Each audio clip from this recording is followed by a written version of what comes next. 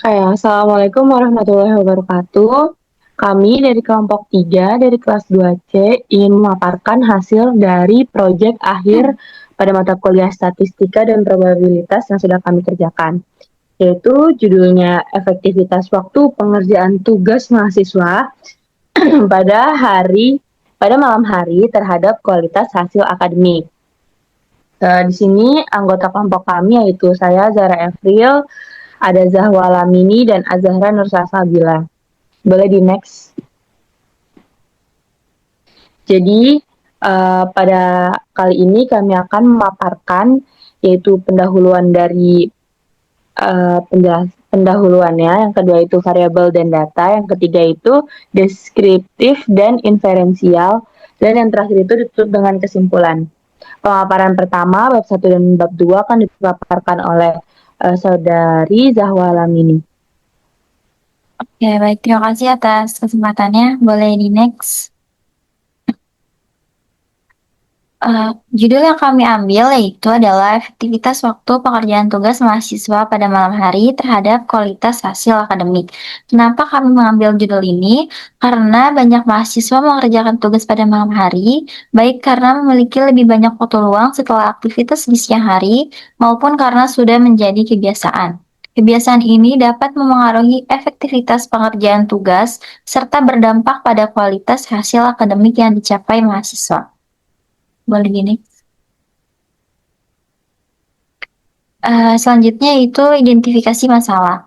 Banyaknya muncul isu mengenai kurangnya waktu tidur karena banyaknya tuntutan akademik dan beban tugas yang harus diselesaikan. Kurang tidur dapat memberikan pengaruh negatif terhadap kesehatan serta performa akademik mahasiswa. Ini dibuktikan oleh penelitian survei internal yang dilakukan oleh beberapa universitas di Indonesia, misalnya UGM, UI, dan ITS, menunjukkan 70% mahasiswa aktif mengalami kebiasaan tidur di bawah 6 jam saat masa ujian atau deadline menunggu. Boleh di next.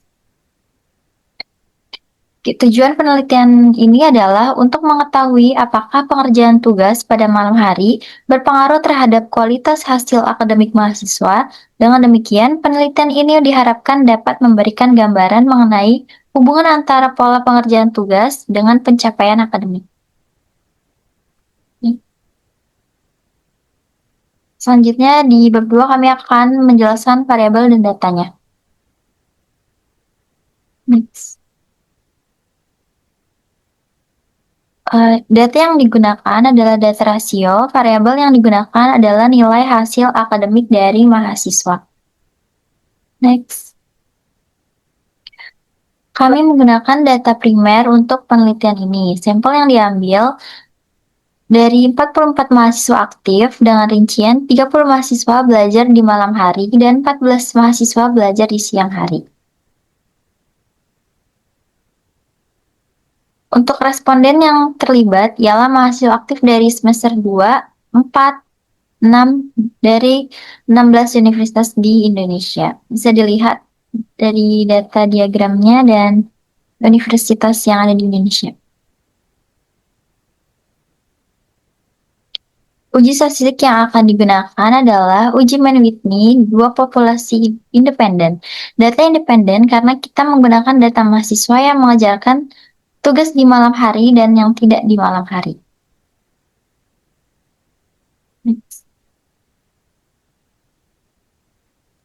Oke, selanjutnya bab 3 akan dijelaskan oleh saya sendiri, yaitu analisis data deskriptif dan inferensialnya.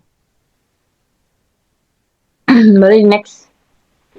Nah, dari data yang sudah kita dapat itu, kita punya beberapa persebarannya, yaitu pada semester 2 ada 26 orang atau paling mendominasi sekitar 59,1%, semester 4 ada 15 orang yaitu 34,1%, dan semester 6 hanya diisi oleh 3 orang yaitu 6,8%. Persebaran waktu belajar mahasiswa di sini, waktu belajar di malam hari itu diisi dari 30 orang dari 44 responden sebanyak 68,2%, dan waktu belajar yang tidak di malam hari diisi oleh 14 orang sebanyak 3,1,8%. Nah, rentang IPK dari mahasiswa yang kita dapatkan di sini, survei-nya itu 2,6 sampai 4,0. Nah, di sini kami menggunakan derajat kepercayaan 95% atau hanya 0,05%. Boleh di next.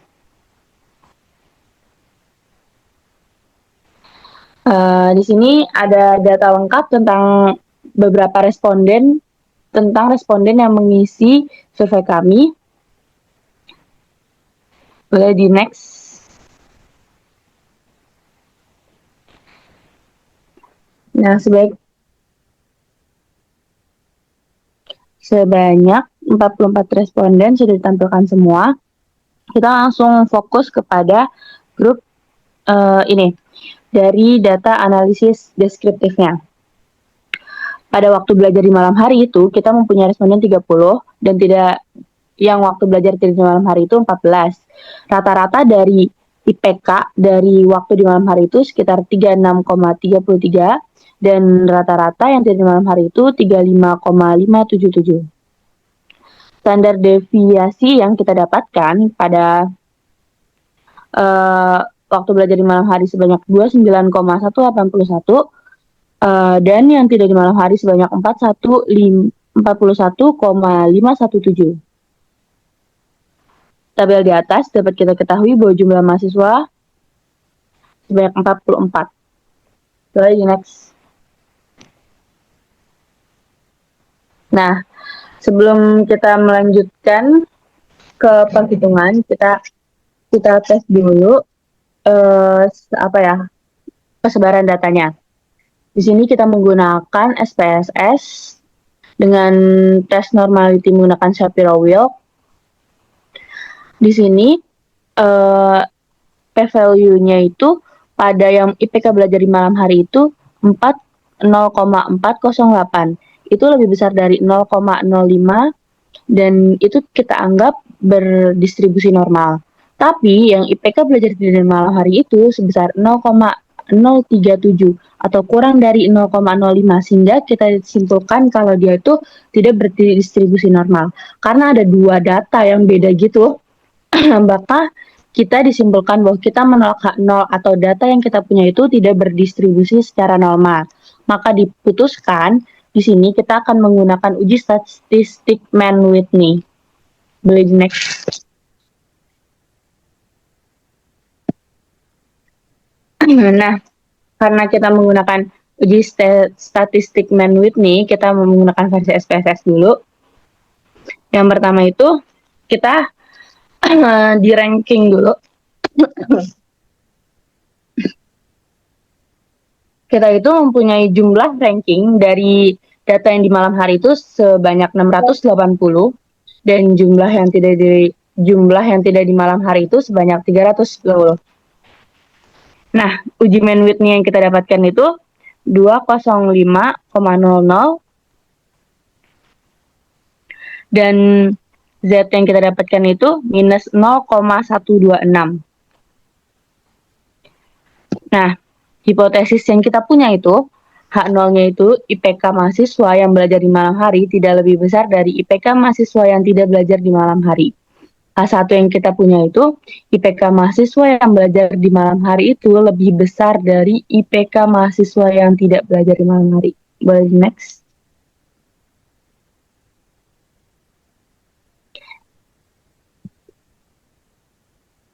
Oke, pengambilan keputusan yang didapatkan. Dari dasar pengambilan keputusan didapatkan, jika probabilitas lebih dari 0,05, maka H0 diterima. Jika probabilitas kurang dari 0,05, maka H0 ditolak. Nah, kita kan udah dapat di SIMSIK pada tabel yang sebelumnya itu untuk uji dua arah. Karena kita menggunakan uji hipotesisnya itu satu arah, maka kita dikali 2 dulu. Jadi 0,9 itu kita dikali 2 jadi 1,8. Nah, kita bisa lihat nilai 1,8 ini lebih dari 0,05. Maka hipotesis yang diterima adalah H0 yang diterima. Atau cukup bukti untuk menyatakan bahwa IPK mahasiswa yang belajar di malam hari tidak lebih besar dari IPK mahasiswa yang tidak belajar di malam hari. Eh, Mungkin untuk pemaparan selanjutnya dilanjutkan oleh Saudara Azahra Nur Salsabila. Terima kasih atas kesempatannya. Selanjutnya di sini sudah ditampilkan tabel ranking IPK mahasiswa yang belajar di malam hari dan yang tidak di malam hari. Nah, di situ kan ada beberapa ranking yang sama.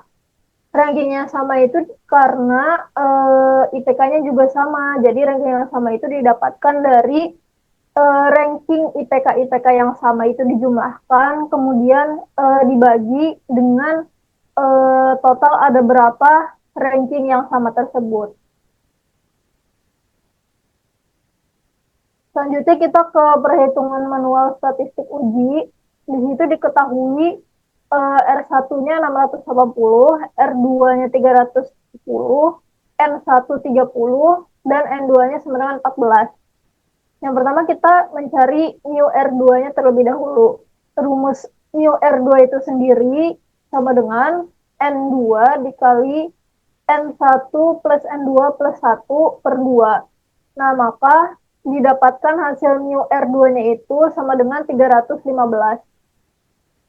Kemudian kita hitung sigma R-nya. Rumus sigma R itu sama dengan akar N1 dikali N2 dikali dalam kurung N1 plus N2 plus 1 per 12. Maka didapatkan hasil sigma R-nya itu sama dengan 39,6. Nah, kemudian kita hitung Z-nya dengan rumus Z sama dengan R dikurang mu R per sigma R. Maka didapatkan Z hitungnya itu sama dengan min 0,126.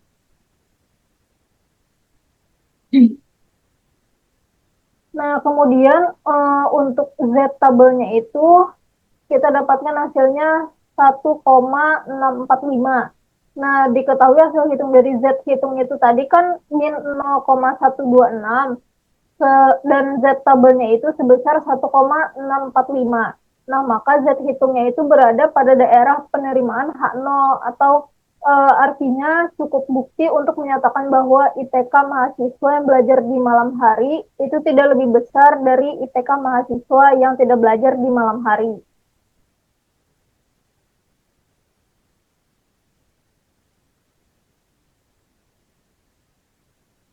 Kemudian kesimpulan dari penelitian kami pada kali ini dapat disimpulkan bahwa waktu pengerjaan tugas pada malam hari itu tidak berpengaruh secara signifikan terhadap kualitas hasil akademik mahasiswa. Artinya, meskipun banyak mahasiswa memilih belajar di malam hari, hal tersebut tidak memberikan keunggulan signifikan terhadap IPK mereka dibandingkan dengan yang belajar di waktu tidak di malam hari.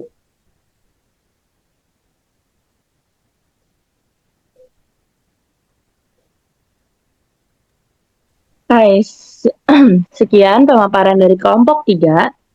Kurang dan lebihnya mohon dimaafkan.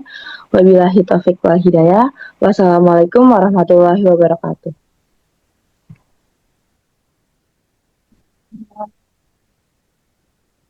Baby,